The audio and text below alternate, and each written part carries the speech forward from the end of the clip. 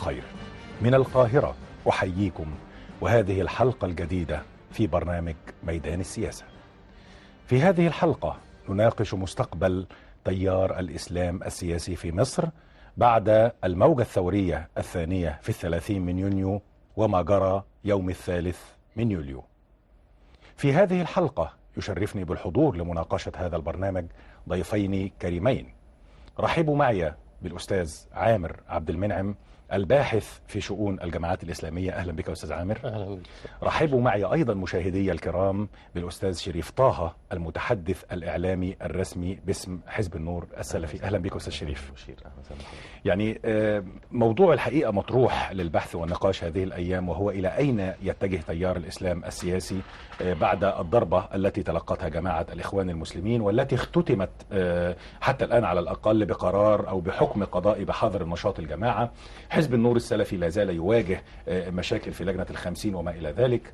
يعني لو بدأت بك أستاذ عامر بنظرة عامة على مجمل التيار الإسلامي قبل أن نعرج إلى حزب النور السلفي، آصف بيات الباحث الإيراني الشهير كان قد تحدث قبل سنوات قلائل عن ما بعد الإسلام السياسي، فكرة المراجعة والنقد الذاتي، وأن يتحرر الإسلام السياسي من بعض المبادئ والقيم والأفكار. هل تعتقد أن تيار الإسلام السياسي في مصر بشتى أطيافه وأشكاله بدأ العروج إلى مرحلة ما بعد الإسلام السياسي، أم أنه لم يستوعب ما جرى ولا زال في مرحلة التخبط؟ بسم الله الرحمن الرحيم. يعني ما حدث في مصر هي جولة في إطار الصراع السياسي على السلطة. فكرة أنه الإسلام السياسي انتهى، أعتقد أن هذا كلام خيالي وغير واقعي، بل بالعكس. يعني أنا أرى أنه بعد 30 يونيو أصبح هناك واقع جديد مختلف. أنا أرى رغم ما يبدو من شر ويبدو من ابتلاءات وفتن، أرى أنه الحركات الإسلامية أو التيار الإسلامي العام بدأ يستعيد كثير من الهيبة التي افتقدها في أواخر عهد أو الفترة الأخيرة قبل 30 يوم. أنت الآن أمام إسلاميين أزيحوا عن السلطة، وهذه السلطة ربما كانت عبئا على الإسلاميين أنفسهم. يعني كانت سلطة سورية. أنا أعتقد أنه هناك من تعمد إفشال التجربة الإسلامية مع تعثر أيضا. يعني لا ننكر أن هناك تعثر في الأداء السياسي الإسلامي في هذه الفترة، لكن هناك محاولات لإفشال هذه التجربة. هذه الفترة كان بها كثير من الانعكاسات على أوضاع الإسلاميين بشكل عام، ليس الإخوان فقط بل الإخوان وكل الأحزاب والتيارات الإسلامية. أنت الآن أمام جولة جديدة مختلفة. قد يبدو للبعض أن اللعبة السياسية وصلت إلى طريق مسدود قبل 30 يونيو، لكن الآن أيضا وصلنا إلى الطريق المسدود. يعني سنصل بالتأكيد إلى حقيقة واحدة، أن مصر لن يستطيع أن يحكمها الإسلاميون بمفردهم في ظل تربص المؤسسة العسكرية أو سياسيين متنفذين في المؤسسة العسكرية. أيضا في نفس الوقت لن يستطيع عسكريون أن يقيموا حكما مستقرا في مصر مع إقصاء الإسلاميين. أعتقد أنه سنصل في النهاية إلى الحقيقة التي يجب أن يؤمن بها الجميع بكل التيارات، حتى التيارات غير الإسلامية، أنه مصر لا يمكن أن تبنيها قوة بمفردها، وإنما على الجميع أن يبحث عن صيغة تحتوي وتضم الجميع لكي نخرج من هذه المحنة أو الفترة المؤقتة التي لا يريد أحد أو لا يريد كثير من الناس أن تستمر إلى الأبد. أستاذ شريف، غالبا ما يتحدث الخبراء والمهتمون بالجماعات الإسلامية عن تيار الإسلام السياسي وكأنه كتلة واحدة متماسكة. أنت تنتمي إلى حزب النور السلفي، هل تعتبر أنه يمكن الحديث حاليا عن تيار إسلامي متماسك أم فصائل إسلامية متفرقة وربما متنازعة؟ بلا شك هي في فصائل، بس قبل ما اخش في تفصيل هذا الامر خليني اعرج نوعا ما على السؤال الاول اللي هو لب هذه الحلقه، اللي هو يعني لا يشك، وانا احد ابناء هذا التيار الاسلامي، ان في خساره كبيره للتيار الاسلامي في الشارع. دي خساره ملموسه لا يمكن لاحد ان ينكرها بغض النظر عن يعني تبرير وتفسير هذه الظاهره. ولكن سيبقى السؤال، هل هو موت محقق للتيار الاسلامي لا قيام له منه كما يتمنى البعض، وينقل هذه الأمنية من مجال أمنية إلى مجال التقرير، أم هي خسارة يمكن استدراكها في الأجل القريب، أم هي خسارة لن يمكن استدراكها إلا بعد أجل طويل 10 أو 5 أو ما يزيد حتى على على ذلك؟ هي دي الثلاث أسئلة اللي احنا محتاجين احنا نفكر فيهم بشكل منطقي.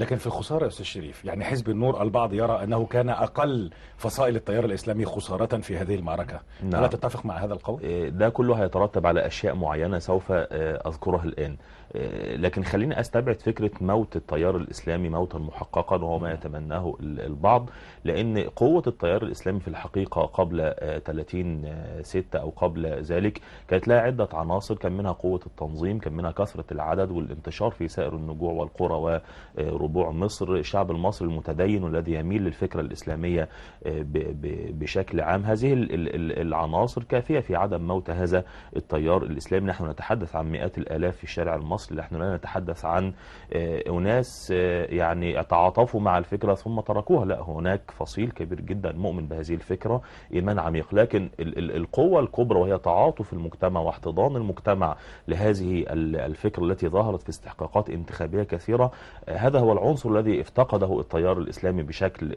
حقيقي، وهو أكبر عناصر القوة وهو أكبر أسباب الضعف. هل هو كما ذكرنا الخيارات الثلاثة التي ذكرناها هذا يترتب على فهم عدة أمور، وهل أيضا هذا سينطبق على حزب النور أم لا؟ هذا سيترتب على عدة أمور ولن نستطيع الإجابة عنه الآن. مترتب أولا على تفهم الغضب الشعبي الذي حدث في 30/6. هل هو كان غضب تجاه الفكرة الإسلامية كما تقرر كثير من النخب يعني العلمانية؟ أستاذ شريف تتحدث عن شيء من المراجعة والنقد الذاتي لدى بلا شك، وهو ده اللي هوصل له، ان هو في الحقيقة لم يكن اعتراض الشارع على الفكرة الإسلامية، حتى على الأداء. يعني كتير جدا من عموم الشعب المصري يا دكتور بشير لما اتكلموا يقول لك احنا ما شفناش من الدكتور محمد مرسي حاجة في الشريعة. يعني هو يريد أن يقول أنا لم أعترض على الدكتور محمد مرسي على قضية الشريعة، وكثير منهم يقولون نحن انتخبناه من أجل قضية الشريعة ولكننا لم نرى شيئا من ذلك، بل يذكرون ما يناقض ذلك. لما نحت حركة 30/6 قالوا خلاص طالما دي حرب بين مشروع الإسلام ومشروع العلماني فنحن قد انتصرنا في هذه الحرب، مع أننا نجزم بالفعل هناك من يعادي الفكرة الإسلامية، ولكن عموم من خرج من الشعب المصري خرج في الحقيقة معترضا على طريقة الفشل في الإدارة الذي نشأ عن التسرع في تولي الحكم دون وجود برامج سياسية تنفيذية عملية نتيجة لأسباب متفهمة، الإقصاء الطويل جدا عن الحكم. لكن هذا كان يترتب عليه أن تتفهم طبيعة هذا الأمر وعدم التسرع في السيطرة على مقاليد الحكم دون وجود برامج سياسية تنفيذية عملية. غياب الخبرة، وهو ده غياب الخبرة، أن البرامج العملية لن تأتي إلا بالمشاركة في الحكم وأن تكون جزءا من المشهد، يعني حتى ولست لو كل المشهد. حضرتك أثرت نقاط في غاية الأهمية، حتى لو نطيل على الأستاذ عامر ونشركه معنا. سؤالي لك أستاذ عامر، هل تسرع الإسلاميون في مصر حينما تطلعوا إلى سدة السلطة وقمة السلطة في هذا التوقيت الحرج حيث البلاد تمر بظروف صعبة للغاية؟ هل تسرع الإسلاميون؟ هو هناك ظروف لدى كل حزب لاتخاذ ما يراه من قرارات. هناك مشكلة في مصر وهي أنه التيار الإسلامي ليس كيانا واحدا، وإنما هناك مجموعة من الكيانات داخل التيار العام. لكن هناك مشكلة حقيقية علينا أن نعيها، وهي أنه الحكم في دولة كمصر ليس نزهة. إن الحكم المصري يترتب عليه أمور كثيرة. أي تغيير في نظام الحكم المصري يترتب عليه تغيير استراتيجي في المنطقة كلها. المشكلة ليست فقط مع نظام الحكم السابق، وإنما أنت أمام شبكة معقدة من العلاقات والارتباطات التي تجعل هناك صعوبات كبيرة لأي نظام حكم أنا أرى أنه هو جديد على هذا الوضع. نحن عشنا في فترات طويلة في ظل حكومات سابقة هي في الآخر ارتبطت مصالحها بدول إقليمية، بدول الغرب وأمريكا وغير ذلك. فأنت في النهاية أمام خصوم كثيرون. يعني أنت أستطيع أن أشبه وضع الإسلاميين أو الوطنيين بشكل عام الراغبين في الاستقلال عن الهيمنة الغربية أنهم كمان تحبسهم في قفص حديدي، وخارج القفص أيضا هناك مجموعة من الذئاب. يعني مجرد أنك تريد أن تخرج من هذا القفص الحديدي ستواجه بسياجات من العداوات المختلفة. فبالتالي هناك طموحات للإسلاميين أن يكونوا مؤثرين، لكن يبدو أن الخروج من ثورة يناير والانطلاق بهذه السرعة ربما جعلنا يعني أفهم من ذلك أستاذ عامر أنك ترى أن هناك تسرع من قبل الإسلاميين في التماس السلطة. لا أقول هذا، لأنه أنت فرض عليك أحيانا في بعض الفترات، أحيانا يفرض عليك قرارات لابد منها خشية البديل. وخاصة نحن خرجنا من 30 سنة من حكم استبدادي وحكم الطوارئ، كلنا نتوق إلى الحرية، يعني فكرة الحرية، نريد الحرية. فبالتالي هناك من يرى أنه لو ما دخلناش في هذه المعركة السياسية قد تأتي قوة أخرى لكي تعصف بما سبق. لكن أريد أن أقول أن الطريق صعب، وليس أنه حدث هناك تعثر أو وقف هذه التجربة. ليس معنى هذا أن الإسلام السياسي انتهى أو هناك من يبالغ وأن الإسلام نفسه مات. هذا كلام، يعني هذا كلام خيال. الإسلام موجود، وربما تتغير حتى الخريطة السياسية. يعني حتى الخريطة السياسية السابقة ربما يتغير، لأنه في الآخر أنت أمام شعب مسلم. الإسلام هو الهوية، لحتى غير المسلمين يرون الإسلام حضارة. فأنت أمام واقع يفرض نفسه، لكن الشكل السياسي هو الذي قد يتغير. يعني الوضع الحالي البعض يرى أستاذ عامر أن الإسلام كدين وكحضارة وثقافة قائم لا جدال، ولكن الإسلام بحضوره السياسي وبرنامجه ومشروعه السياسي هو الذي تراجع إلى حد كبير. لا يعني حتى هناك مسلمين كثر أصبحوا قانتين على المشروع الإسلامي أصلا. لا تستطيع أن تقول أن المشروع الإسلامي تراجع. يعني أنت أمام، يعني حتى بعد ما نراه الآن في الشوارع هناك حالة رفض للواقع السياسي الجديد. هذا لا يمكن أن تستمر السلطة القائمة الآن في هذا الوضع. يعني ما يطرحونه من خارطة الطريق أصبح صعب. أنت لا تستطيع أن تقصي كل التيار الإسلامي حتى بما فيهم حزب النور. يعني حزب النور الذي شارك في هذا الانقلاب، حزب النور الآن يعاني التهميش ويعاني حالة على ذكر ما تفضلت به، ونستغل وجود الأستاذ شريف معنا. البعض يتوقع أستاذ شريف أن حزب النور ربما لن يكمل مسيرته السياسية لأسباب. أولا تحفظه على بعض الأمور الخاصة بالدستور الجديد والمواد فيه الخاصة بالهوية. الحاجة الثانية ثقة التيارات العلمانية في حزب النور. يبدو أن الكيمياء السياسية والثقة ما بين حزب النور وهذه التيارات ضعيفة، مش عايز أقول مفتقدة إلى حد كبير. هل سيكمل حزب النور أم أنه سيتراجع أم أن البراغماتية السياسية تملي عليه البقاء؟ يعني هو أولا أنا لن أتردد في وصف أن التيار الإسلامي تسرع في الوصول إلى الحكم، وعدم تفهمي للظروف المحلية والإقليمية والدولية هو جزء من هذا التسرع الذي كان ينبغي عليه أن يراجعه كثيرا.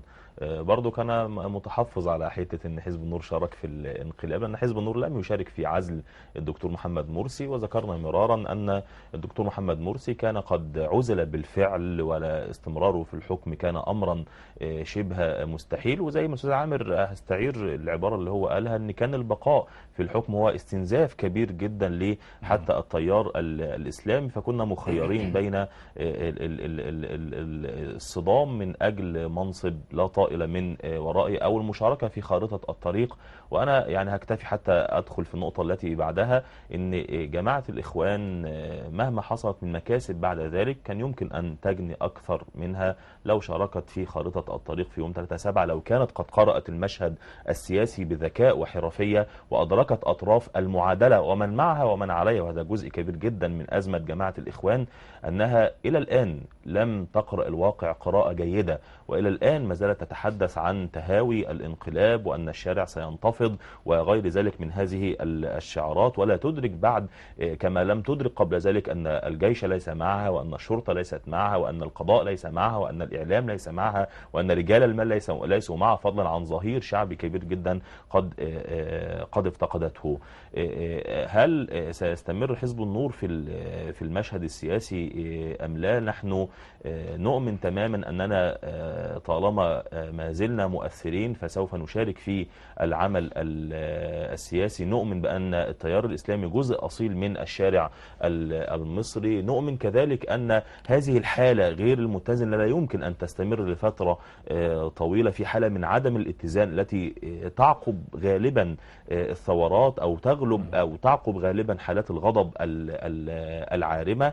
لكن سرعان ما يعود الاتزان للمشهد مرة ثانية. أتوقع أن التيار الإسلامي لن يستمر طويلا عن البعد عن المشهد السياسي، أو أتمنى أن يحدث هذا بغض النظر هل سيحدث هذا أم لا. عودة الإخوان المسلمين بعد إحداثها مراجعات فكرية على مستوى الأفكار وعلى مستوى القيادات سوف يعيد التوازن للمشهد السياسي، وسوف يضمن أجواء حقيقية من التعددية. حزب النور مستمر وباقي. حزب النور مستمر وباق طالما كان مؤثرا، طالما كانت العملية السياسية يعني لا تكبل بقيود وأغلال الدولة البوليسية. على ذكر التكبيل والقيود والأغلال، أنتقل ليك أستاذ عامر بالسؤال. لكن خليني أختم. تفضل. أننا في الحقيقة ما بين خيارات كلها سيئة، ولسنا في وضع مثالي بالمرة، ولن أتحدث عمن أوصلنا إلى هذه الخيارات ولا هي الأسباب، لكن نحن في الحقيقة نختار دائما بين خيارات كلها سيئة.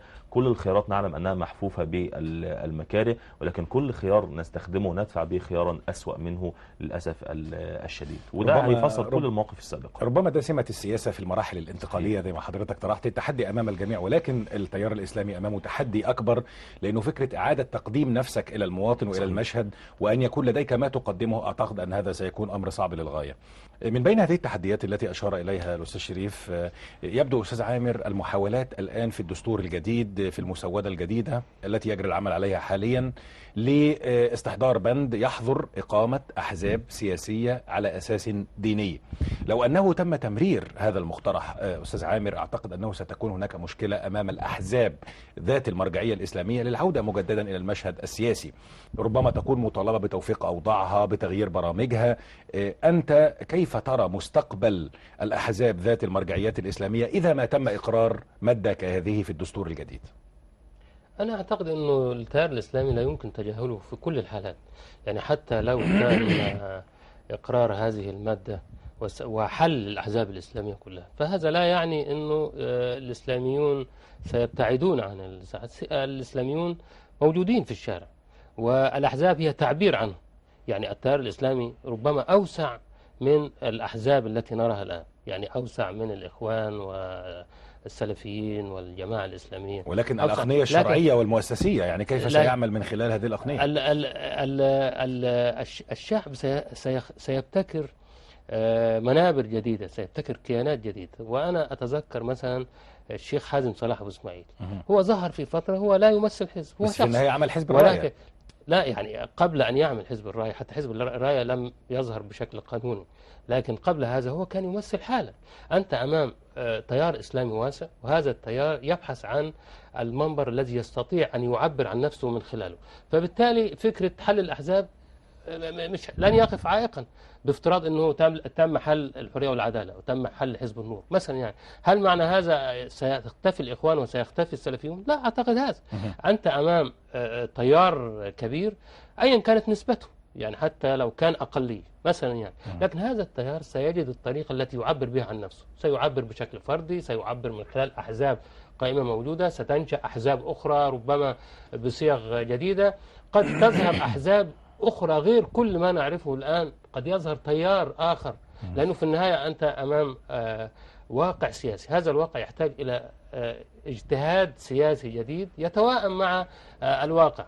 قد تكون الأحزاب القديمة غير قادرة على المواصلة بالشكل القديم، فلا بد أن يحدث هناك تطور. لكن أنا أريد أن أقول أنه وبمناسبة الدستور الذي سيصدر، نحن في الدستور لا يهمنا يعني بشكل عام يعني ما لا يهمنا إلا المادة الثانية في الدستور، وأعتقد أنه هذه لن يستطيع أحد الاقتراب منها، وإن كانوا هم من قرروا إلغاء المادة 219، لكن المادة 2 أو هوية الدولة أعتقد لن يصطدم بها أحد، لأنه في النهاية هذا شيء متوارث ولن يتغير.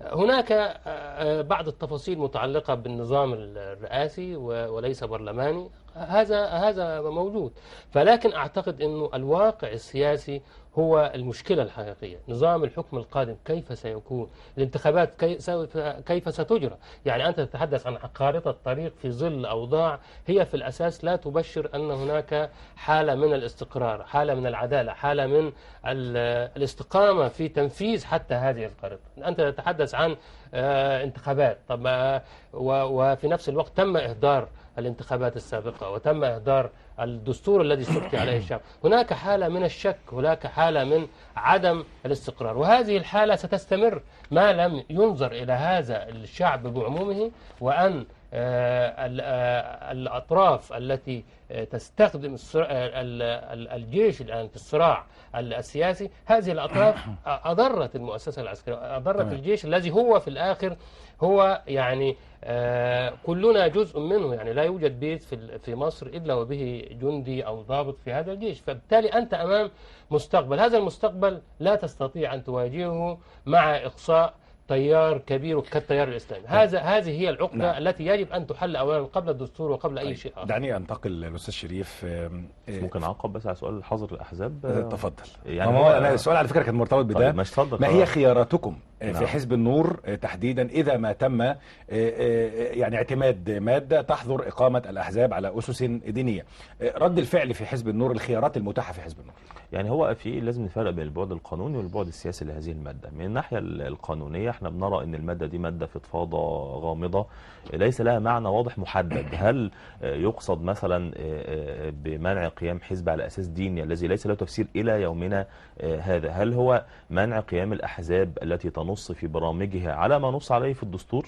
ما هو الحزب هو كيان مصغر من الدولة، فإذا اعتبرت أن الدولة علمانية لا يجوز لها ممارسة السياسة على أساس ديني، فالحزب كذلك. نحن في مصر لسنا كذلك، الدستور ينص على أن مصر دولة إسلامية ومبادئ الشريعة الإسلامية كما هو موجود في المادة الثانية، فإذا أردت أن تفعل ذلك إذا حضرتك أستاذ شريف بتستند في المرجعية الفكرية لحزبكم على المادة الثانية من الدستور. وعايز أقول حاجة ثانية، لأن هو اللي بيقول مادة لسه ما اداناش تفسير واضح، ولا المقصود منع أصحاب التيارات الدينية من ممارسة العمل السياسي كما يحلو للبعض أن يقول لك إن حزب النور ده ذراع للدعوة السلفية. طب الوطن، طب الفضيلة، طب الأصالة.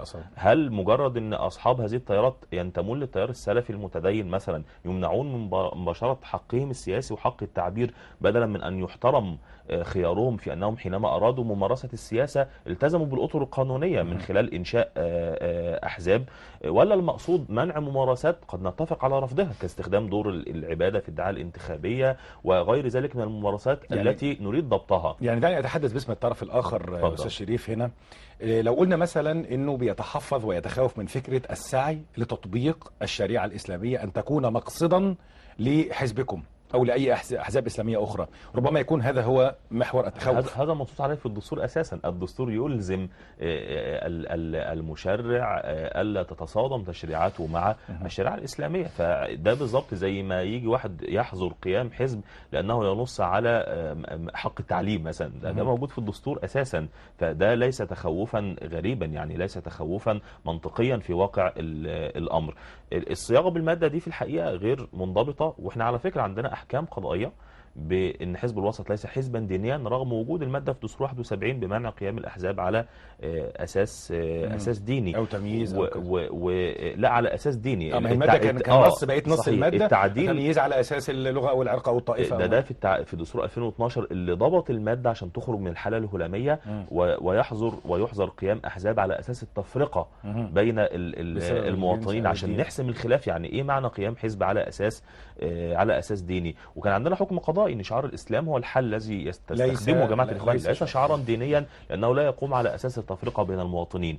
فمن الناحيه القضائيه هيبقى عندنا جدل في هذا الامر، لكن من الناحيه السياسيه ستبقى هذه الماده سيفا مسلطا في يد السلطه على كل الاحزاب التي تنتمي الى هذا التيار الواسع لاقصائها عن الحياه السياسيه اذا ما ارادت ذلك، معبره عنها انها احزاب دينيه دون وجود اعتماد وتعريف واضح لهذه الاحزاب. من الناحيه السياسيه هي رغبه من التيارات العلمانيه والمدنيه لاقصاء منافس قوي جدا في الشارع المصري يستمد قوته من مرجعيه الشريعه الاسلاميه. نعم هذا ليس كافيا وحده، لابد من تقديم برامج سياسيه تنفيذيه، لكن هم يريدون ابعاد هذا التيار. يعني في الوقت الذي نشهد فيه في هذا الاسبوع قيام حزب اسلامي في هولندا لاحد اشد المعادين للاسلام ثم اسلم حديثا واسس حزبا اسلاميا في هذا الاسبوع، نشهد في مصر دعوه البعض لحظر قيام الاحزاب على اساس المرجعيه إذا حصل وتم الحظر، يعني هل تلجؤون الى الاساليب القانونيه والقضائيه فقط لتاكيد انكم لستم احزاب على اسس دينيه، ام هناك استعداد للمراجعه للتغيير في الافكار لاعاده تكييف الوضع القانوني والفكري والسياسي لاحزابكم حتى تتوائم؟ هذا سؤال سالته لكثير من المفكرين الذين يتبنون هذا الطرح. ماذا سيفعل حزب مثل حزب النور اذا اقرت هذه الماده؟ فاجراهم من قال لي عليه ان ينقح برنامجه، وحينما سالته في البرنامج من اي شيء لم يستطع، لانه كان يريد ان يقول عليه ان ينقح برنامجه من مرجعيه الشريعه الاسلاميه. ليس في برنامج حزب النور اي استشهاد بايات او احاديث او غير ذلك، الا ما ذكر في المقدمه ان الحزب يعتبر الشريعه الاسلاميه الاطار العام لكل التشريعات والسياسات، وهذا يتوافق مع الماده الثانيه. وهذا يتوافق مع الماده الثانيه. فهو هذه رغبه الكثير في الحقيقه، وهو لم يستطع ان يتجاوز هذه النقطه امام المشاهدين ان عليه ان ينقح برنامجه، ولم يستطع ان يقول من اي شيء ينقح هذا البرنامج. لن تجد كلاما منطقيا عقلانيا الا الحديث عن عدم استخدام دور العباده او غير ذلك من الممارسات التي نتفق على رفضها، لكن ليست الصياغه بهذه الطريقه. اريد ان اختم هذه النقطه.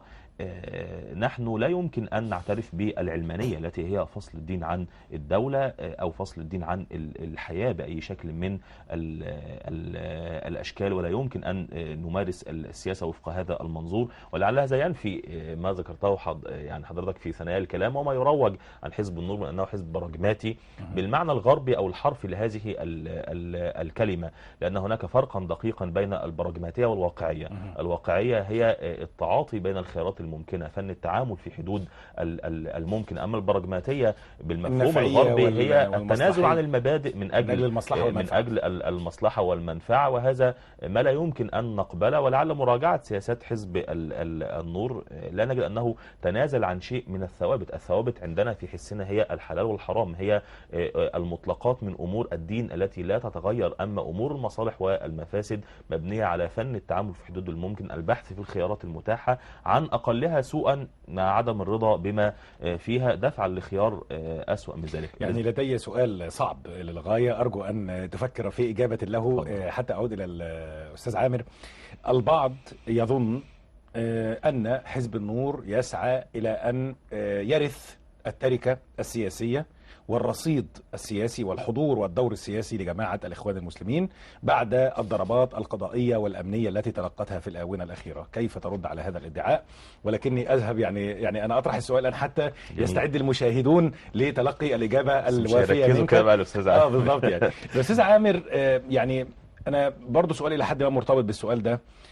هل كل أطياف التيار الإسلامي تتساوى في الفرص والتحديات خلال المرحلة المقبلة؟ بمعنى انه حضرتك ترى ان هناك عودة لتيار الإسلام السياسي، هل الفرص متساوية؟ يعني الإخوان المسلمين زي السلفيين زي التيارات الجهادية والتكفيرية السابقة، الجماعة الإسلامية وغيرها، هل الفرص متساوية في العودة إلى المشهد السياسي والحضور مجددا، أم إن حزب النور مثلا فرصه أفضل، جماعة الإخوان فرصها أضعف؟ أو خلي السؤال تحديدا على جماعة الإخوان، فرص العودة في ظل حالة التخبط بينها وبين الدولة والضربات التي تلقاها يوميا، آخرها حظر نشاط جماعة الإخوان ومصادرة أملاكها وأموالها وما إلى ذلك، هل يساعد ذلك المناخ على عودة لجماعة الإخوان تحديدا، بما إن الأستاذ شريف بيتكلم عن السلفيين؟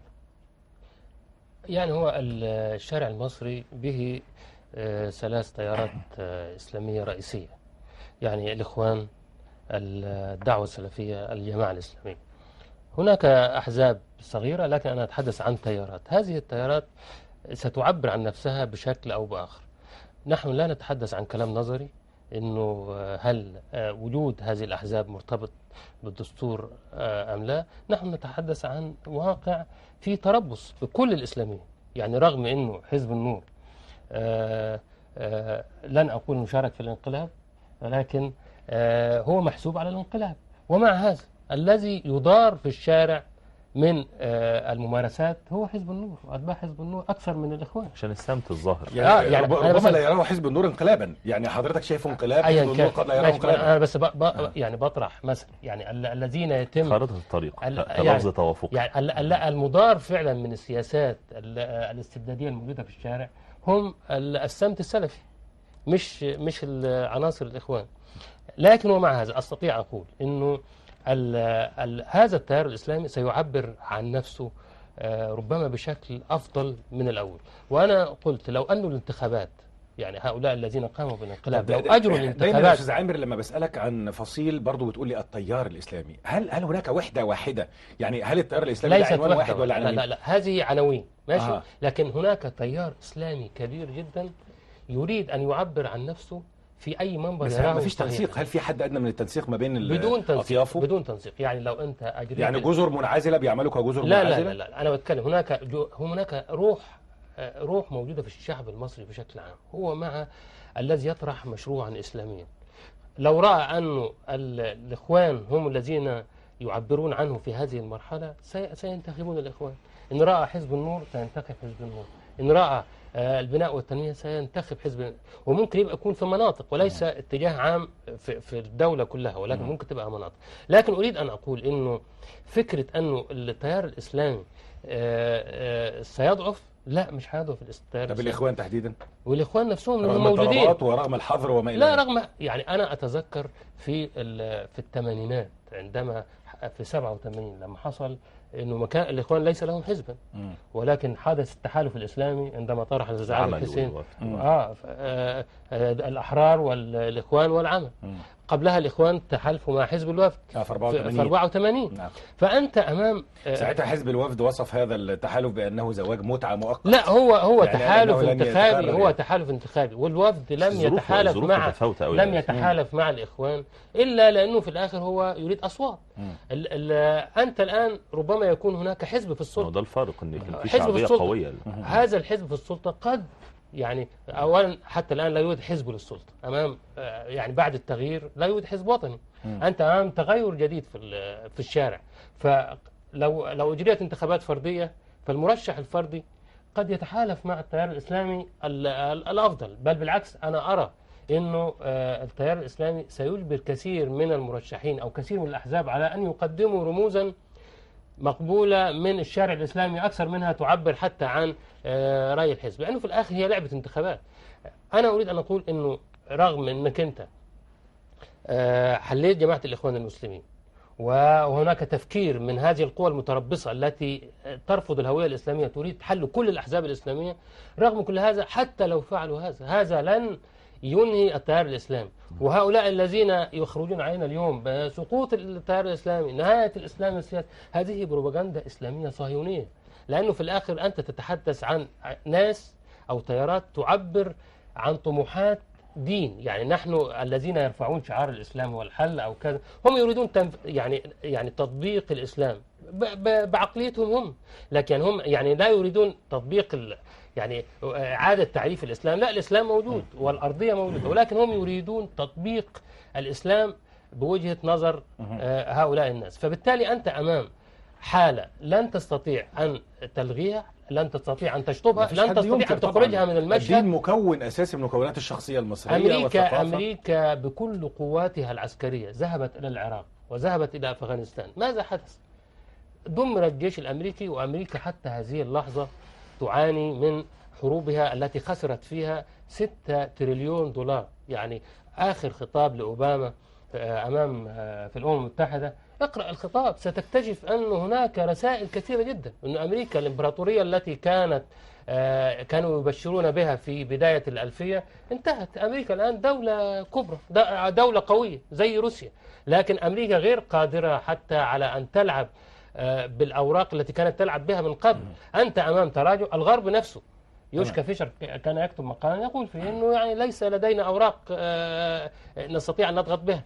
أوباما نفسه يقول هذا الكلام. أنت أمام تغيرات استراتيجية حادثة، وهذه التغيرات لا تعني إلا أنه القيود التي فرضت على التيار الإسلامي أو الراغبين في تطبيق الإسلام، هذه القيود كل يوم تتفكك وتتراجع. طيب دعني أعود إلى الأستاذ شريف والسؤال الذي طرحناه وأذكر به السادة المشاهدين: هل يسعى حزب النور إلى أن يرث التركة السياسية لجماعة الإخوان وحزب الحرية والعدالة أم لا؟ بس برضو هستأذنك تاني. يعني هو أنا متفق تماما مع الأستاذ عامر. لا، ده أنا متفق المرة دي إن التيار الإسلامي لن يموت، وده ما ذكرته فيه، لأن عناصر قوته عناصر جزء منها عناصر ذاتية، قوة التنظيم والانتشار والفكرة الدينية والإسلامية، لكن بلا شك في أزمة حقيقية. يعني لا ينبغي أن نتغاضى عن هذه الأزمة اللي احنا محتاجين نفكر هل يمكن علاجها على المدى القريب أم على المدى البعيد؟ هل ستشمل كل التيار الإسلامي أم لا؟ وأنا شايف كمان إن وضع التيار الإسلامي كله في بوتقة واحدة ده أضر بالتيار الإسلامي كثيرا حينما وضعه في مواجهة الشعب كله، وقسم الشعب إلى التيار الإسلامي ومن هم خارج التيار الإسلامي، فجعل التيار الإسلامي يخسر الحاضنة الشعبية الكبيرة. كنا قد ذكرنا للدكتور محمد مرسي وجماعة الإخوان في مؤتمر سوريا وغيره قبل عقد، حينما دعينا أن مثل هذه الممارسات تضر بالدكتور محمد مرسي اضرارا بالغا جدا، مع أننا جزء من هذا التيار الإسلامي، لكننا نفكر كيف سيفكر هذا الشعب حينما يرى هذا المنظر، وأن الرئيس محاط بمن يسمون بأنصاره وأهله وعشيرته كما كان يروج الإعلام. نحن كنا دائما ما نختلف مع التيار الإسلامي لأننا كنا نفكر كيف سيفكر الآخر، ولا نفكر بطريقة أبناء التيار الإسلامي. ولعل عدم قدرة كثير من فصائل التيار الإسلامي وخصوصا الفصائل السلفية من خارج حزب النور على إحداث هذا التمازج هو الذي أضر كثيرا جدا بفكرة أو الذي تسبب في الإضرار العام بكل التيار الإسلامي، أن الناس رأت أن كل التيار الإسلامي يقف خلف جماعة الإخوان ويبرر لها كل الأخطاء. ثانيا الكلام عن ميراث تركة جماعة الإخوان. أنا ذكرت في أول الكلام أننا نرى أساسا أن من أكبر الأخطاء التي وقعت فيها جماعة الإخوان هي المصارعة في الوصول إلى الحكم وتحمل التركة الثقيلة وحدهم دون وجود برامج سياسية تنفيذية عملية على أرض لمشاركة الآخرين على أرض الواقع، مما كان ينبغي ويستدعي أن يفكروا أن يكونوا جزءا من المشهد السياسي، يكتسبوا خبرات، لأن هذه البرامج العملية ليست مجرد نتاج مناقشات فكرية في المكاتب، وإنما هي نتاج لممارسة عملية على أرض الواقع نستنتج بها البرامج العملية لحلول هذه المشكلات.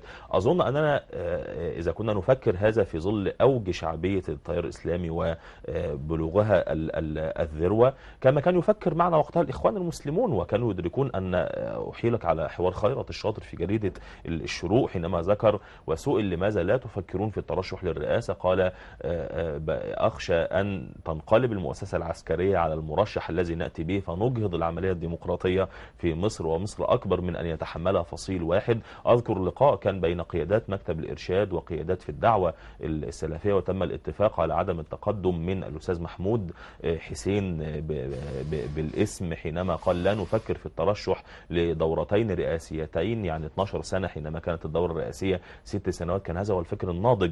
أنا سمعت حوار للأستاذ راشد الغنوشي قديم في برنامج حوارات الذي كان يذاع على قناة الحوار، وكان يتكلم عن التجربة الجزائرية وأنهم أدركوا من هذه التجربة أن الإسلاميين لا يصارعون النظام في دولتهم، وإنما هذا النظام هو جزء من شبكة دولية تتصادم مع مصالحهم، وأنه أخذ هذه التجربة ونصح بها جماعة الإخوان في وقتها ألا ينافسوا على كل المقاعد، وأن يدركوا طبيعة النفسية والتدرج في هذا الأمر. أظن أن حزب النور استوعب كل هذه التجارب، وأنه حتى لو أتيحت له الفرصة لكي يحوز على أغلبية أو غير ذلك فإنه سيدرك هذا، لن يقع في مثل هذا الفخ، وسيحرص على أن يكون التيار الإسلامي جزءا من المشهد دون أن يتصدر هذا المشهد.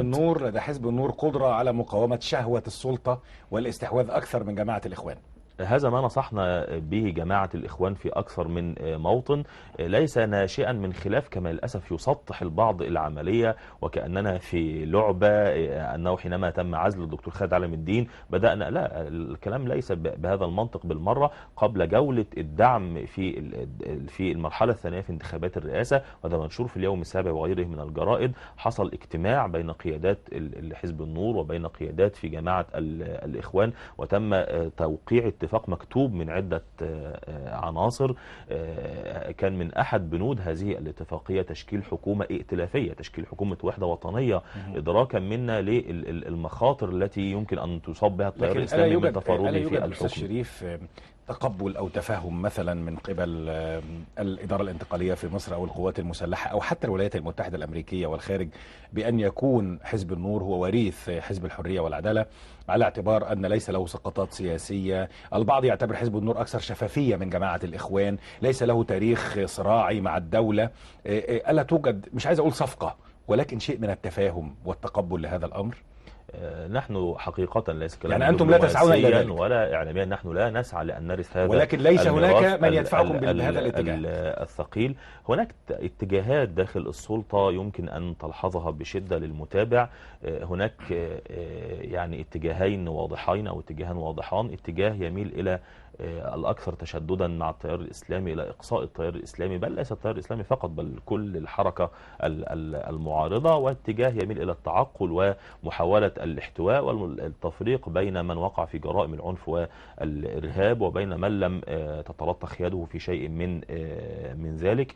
هناك صراع حقيقي في رأس السلطة يمكنك أن تلحظه من عدة أمثلة. أعطيك مثالين فقط. مثال غلق قناة الفراعين، وكيف أن الغلق صدر بقرار سيادي وبجهات وبأوامر سيادية، قرار إداري لا يمكن أن تجرؤ هيئة الاستثمار على فعله دون وجود أوامر سيادية، وكلنا نعرف حساسية هذه القناة. ثم تحدث رئيس تحرير إحدى الجرائد القومية الشهيرة أن الطابور الخامس هو من أغلق هذه القناة، وأن جهات سيادية أخرى تحقق في من أصدر هذه الأوامر. أحيلك على ما كتب في أحد هذه الجرائد أيضا على أن معركة الأمن القادمة مع عناصر من حزب النور صدرت أوامر بحذف هذا من الطبعة الثانية، وتم التحقيق في هذا الأمر. رئيس التحرير في اليوم الثاني كتب مقالا لا يتراجع فيه. هذا كله وغيره من الإشارات يدلك بوضوح على أن هناك تيارات، وهذا أدركناه منذ زمن، وبداية الأحداث منذ عزل الدكتور محمد مرسي. أذكر أنني كنت في اجتماع لقيادات حزب النور وتداولنا الأمر، وذكر أحد القيادات أنه أخبر جماعة الإخوان أن هناك 3 اتجاهات وقتها في السلطة الحاكمة. اتجاه يريد عزل كل التيار الإسلامي ويتشدد في هذا الأمر، اتجاه آخر يريد التعامل مع كل التيار الإسلامي، قيادات وشباب وغير ذلك، وهذا التيار تلاشى في هذه المرحلة. وكان الاتجاه الثالث وكان هو السائد وقتها، والذي يفرق بين القيادات ويقول لابد من تغيير هذه القيادات، وأنا مستعد للتعامل مع شباب جماعة الإخوان. كنا نقول للإخوان كلما زاد التشدد والتصعيد على أرض الواقع كلما عززتم من موقف الطرف المتشدد. التشدد في كل طرف يعزز التشدد في الطرف الآخر. حظر جماعة الإخوان لن يفيد الإصلاحيين داخل الجماعة، لن يفيد من ينادي بفكرة المراجعة، لأنه في ظل حالة المظلومية يصعب الحديث جدا عن حالة المراجعة. والتشدد أيضا داخل جماعة الإخوان في التصريحات وفي المواقف وفي التصعيد على أرض الواقع يعزز جانب التشدد، ويعزز من جانب القبضة الأمنية التي تريد أن تحكم سيطرتها على البلاد، مستغلة حالة الحرب على الإرهاب في ظل أن المواطن محتاج للحرب على الفقر والحرب على الجهل وغيرها. لكن لا صوت يعلو فوق صوت المعركة، هكذا تريد أن تمرر هذه الأطراف المتشددة داخل السلطة. أستاذ عامر، أنت تصر دائما على أن التيار الإسلامي قائم وموجود وأنه لن يفقد كثيرا من رصيده برغم ما جرى. الانتخابات المرتقبة بشقيها البرلماني والرئاسي وسوف تعقبهما معا انتخابات محلية أيضا، ماذا تتوقع للتيار الإسلامي بشتى أطيافه وفصائله في هذه الانتخابات؟ هل لديه استطاعة لخوض هذه الانتخابات أولا؟ وإذا ما خاضها بالفعل كيف تتوقع نتائج أو نصيبه من هذه الانتخابات؟ يعني قبل الوصول إلى هذه الانتخابات، يعني هل خارطة الطريق ستتحقق؟ هل هذه الأبواب الموصدة في وجه الإسلاميين ستستمر موصدة حتى الآن؟ لا يمكن. يعني أنت تتحدث عن واقع كل المؤشرات تقول أنه لا يمكن أن يستمر بهذا الشكل.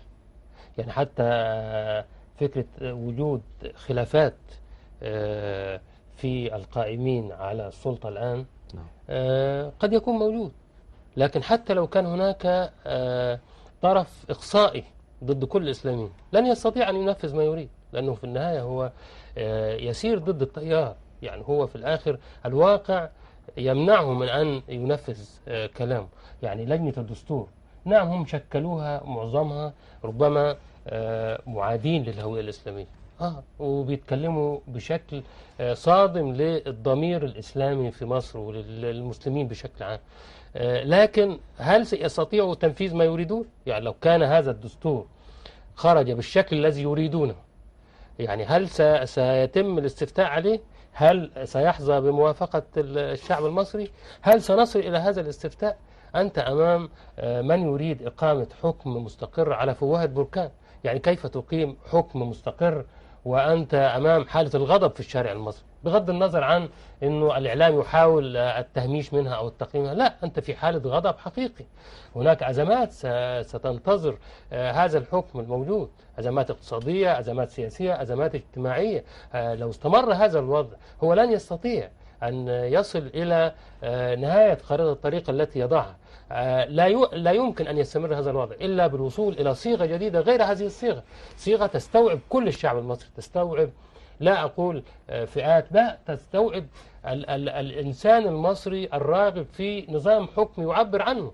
أنت بعد 2.5 سنين من الحرية، يعني المواطن المصري شعر بقدر من الحرية، بغض النظر عن هذا أخطأ أو هذا لم يخطئ. مع أني أنا يعني أرفض أن نتحدث بلغة لو فعلوا خلاص. يعني بالتأكيد ما حدث فيه خير إحنا ما نعرفوش، بالتأكيد هذه التجارب فيها أشياء ربنا سبحانه وتعالى أراد أن احنا نتعلم منها، لكن علينا أن ننظر الأمام، علينا أن نبحث عن صيغ لكي نحمي هذا البلد، لا ندخل في متاهات.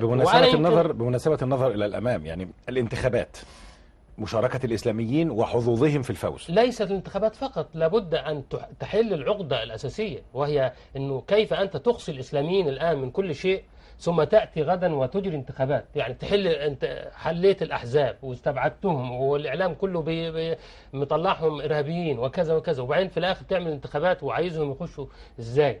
أنت بترهب. لابد هذا المناخ ينتهي. يعني أنت تريد أن تجري مصالحات كبيرة، تريد أن تضم كل الشعب، تريد أن تقنع المواطن المصري البسيط أنه هذه العملية محترمة. يعني أنت تحدثني الآن عن انتخابات في ظل شك في الإشراف على العملية الانتخابية، في ظل شك في النظام السياسي كله. يعني هناك شكوك في كل النظام السياسي الموجود الآن. أنت تريد أن تبني على هذا النظام السياسي اللي هو يعني هناك قطاعات كبيرة ترفضه، تريد أن تبني عليه دولة بدون إقناع المواطن المصري بأنه مصالحه في هذا الاتجاه.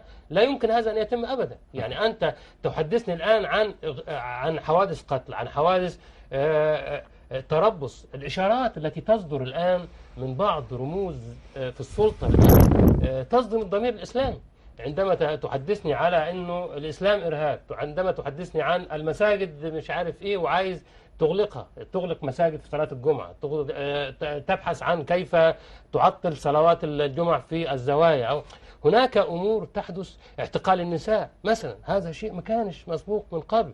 يعني هناك أمور صادمة للضمير الوطني، هذه الأمور لابد أن تحل. مشكلة الاقتحامات واستخدام القوة، وكأن القوة هي السلاح الوحيد، هذا استنزاف لقوة الدولة مع الوقت، استنزاف لهيبة الدولة. الدولة لا تفرض هيبتها بالسلاح والقمع والمداهمات والاعتقالات وإساءة المعاملة والمعتقلات وتغييب القانون. الدولة تفرض هيبتها بأن يحترمها الناس يشعرون بأن هذه الدولة تعبر عنهم وتحمي مصالحهم. أنت الآن لن تستطيع أن تتقدم خطوة إلا إن حليت هذه المشكلة الأساسية. نظام الحكم كيف يسير؟ كيف يسير نظام حكم وأنت تستبعد عدد أو شريحة كبيرة من الشارع المصري؟ أنا أرى حسب الانتخابات التي تمت والاستفتاءات أن التيار الإسلامي في حدود الثلثين. فأنت كيف تريد أن تجري عملية انتخابية وتريد أن هل تتوقع له أن يحصل على الثلثين أيضا في الانتخابات المقبلة؟ لا، أنا لا أتحدث عن نسب، ولكن أنا أقول كيف تجري انتخابات وأنت تقصي الثلثين. يعني أنا عندما أتحدث عن حزب النور شارك في خارطة الطريق، ولكن حتى لم يحترموا حزب النور ولم يعطوه ما يستحق حتى بوضعه في الشارع. يعني حزب النور حصل على 25% في الانتخابات البرلمانية. هل هم تعاملوا مع حزب النور في لجنة الدستور بهذه النسبة؟ لا، لم يتعاملوا معه، بل بالعكس. ده تعاملوا معه بطريقة وكأنهم يريدون أن يقولوا إنه القادم ليس للإسلاميين فيه مكان. فكيف تجري لا يفتى والأستاذ شريف في الحلقة. حزب النور، هل تشعرون بأن هناك حالة من التهميش لحزب النور في الائتلاف الحالي أو في المرحلة الحالية، برغم قبوله زي ما الأستاذ عامر قال بما جرى يوم 3 يوليو ومشاركته فيه؟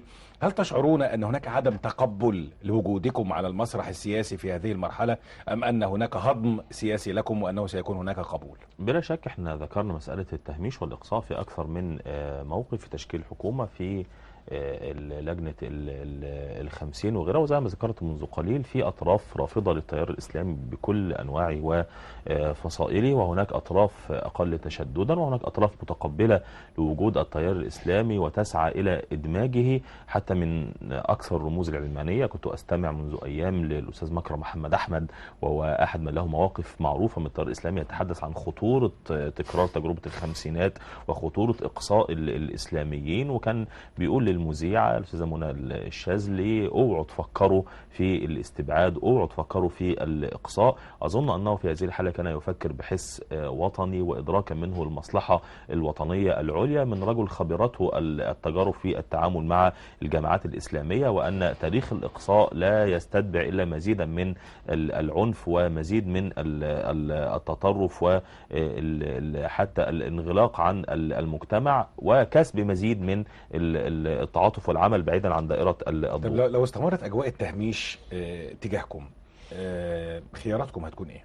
هنا بقى الفرق الحقيقي بين الخطاب الذي يقدمه حزب النور والخطاب الذي يقدمه أو من جنس ما قدمه الأستاذ عامر، الذي أتفق في كثير مما طرحه. لكن حزب النور أراد أن ينتقل من هذه الدائرة، وهي دائرة توصيف الواقع والبكاء عليه كثيرا. لا أقصد طبعا الأستاذ عامر، ولكن أقصد الكلام بشكل عام، البكاء على الواقع كثيرا للانتقال لدائرة أخرى، وهي كيفية التعاطي مع هذا الواقع وكيفية التعامل مع هذا الواقع. هذا ليس بعيدا حتى عن الفكرة الإسلامية تاريخيا. أستاذ عامر أنا فهو مهتم بالتاريخ، عندنا تجارب رائعة في التاريخ الإسلامي، حوادث مظلومية وظلم بشع مورس على عبد الله بن الزبير مثلا، ده أبرز نموذج. بويع بالخلافة 9 سنين في مكة، كان رجلا عالما فاضلا عادلا تقيا لكنه لم يكن مؤهل ربما للسياسة والحكم. الحجاج قصف الكعبة بالمنجنيق، وهنا وصلبه، وانت مش مجرد غلق مساجد. انا هنا لا ابرر لاي ظلم، ليس نموذجا لا انا اقصد ايه، صحيح ليس نموذجا يحتذى، لكن الاهم من ذلك بعد ان قصف الكعبة بالمنجنيق صلبه الخليفة في هذا العام. وارجو ان يفهم كلامي في السياق السياق ليس تبريرا، ولكن أنا أتحدث عن كيفية التعاطي في الفقه الإسلامي مع هذا الأمر، وأن هذا ليس برجماتية كما ذكرت. صلب هذا الرجل العابد الزاهد الخليفة في هذا العام أمه على قيد الحياة السيدة أسماء بنت أبو صحيح، بكر، وقصتها مشهورة حينما وكان لها مقولة شاهرة: أما لهذا الفارس أن يترجل. صحيح، وما يضر الشاة سلخها بعد ذبحها. الخليفة في هذا العام خاف من أن يذهب الحجاج إلى مكة فيناصروا عبد الله بن الزبير. يذكر ابن كثير في البداية والنهاية أنه أراد أن يصرف الناس عن الحج فزين لهم بيت المقدس ورغبهم في الذهاب إلى بيت المقدس. كل هذا في ظل صراع سياسي تستباح فيه كثير من الحرمات. لم يتورع أحد عن وصف الحجاج بأنه ظالم وأنه قد أجرم، لكن كيف تعاطوا واقعيا. هذه الرواية تاريخية رائعة للغاية، ولكن وقت البرنامج تقريبا انتهى. ففكرة العنف أو فكرة مثلا اللجوء إلى أساليب ليست سلمية من قبل حزب النور في حالة الإقصاء والتهميش، هل هذا وارد؟ لا، غير وارد بالمرة بأي حال من الأحوال. وأنا لو كان في مجال، لكن بس عشان أنا الفكرة بتاعتي تكون اكتملت، لا أقصد في فرق بين تبرير الواقع زي ما قلت إن في واقع سيء، نتفق أنه سيء، علينا أن ننكره. قد لا أكون قادرا على إنكاره بيدي، لكن حتى في الشرع بيقول لي ممكن بلسانك، عشان بعض الناس يقول لك انتوا بتطلعوا بيانات. قد لا اكون قادرا على اكثر من ذلك في هذه المرحله، لكن كيفيه التعاطي الواقعي واللي الاخوان نفسهم ضربوا امثله فيه. تجربه الجزائر اللي كان محفوظ نحناح له تجربه رائده، مع ان الاسلاميين هناك تعرضوا لظلم بشع ولم يخرج الشعب ضدهم، بل اقصتهم الحركه العسكريه. احد المحاور المهمه للاسف وقعت فيها الحركه الاسلاميه هي اللجوء لخطاب العنف والتكفير في ظل هذا الخلاف السياسي. دي احد القضايا المهمه جدا اللي محتاجه مراجعه واضحه ومحددات واضحه في هذا الامر. هذا ليس واردا على الاطلاق، ليس اضر على القضايا العادله من العنف الذي يجعلك تحصل القضايا العادله. بس لا اعتقد ان الاسلاميين لجأوا الى العنف، بالعكس كل الاسلاميين، وهذه ظاهره ايجابيه، ان كل الحركات الاسلاميه وكل الاحزاب الاسلاميه ترفض العنف وكلها مع السلميه. خطاب العنف، خطاب العنف ربما خطاب العنف الاسلامي والعنف ربما يحتاج الى حلقه اخرى لمناقشه هذا الامر. مشاهدينا الكرام، للاسف انتهى وقت هذه الحلقه، لكن الملف لا يزال مفتوحا، ملف الاسلاميين والمستقبل، الاسلاميون والسلطه، الاسلاميون والعنف. لا يسعني في نهايه هذه الحلقه إلا أن أتقدم بخالص الشكر لضيفي الكريمين في الاستوديو الذين شاركونا في مناقشة هذه الحلقة: الأستاذ شريف طه، المتحدث الرسمي والإعلامي باسم حزب النور السلفي. شرفتنا أستاذ شريف. أتقدم أيضا بخالص الشكر والتقدير للأستاذ عامر عبد المنعم، الكاتب والمحلل المتخصص في شؤون الجماعات الإسلامية. شرفتنا أستاذ عامر.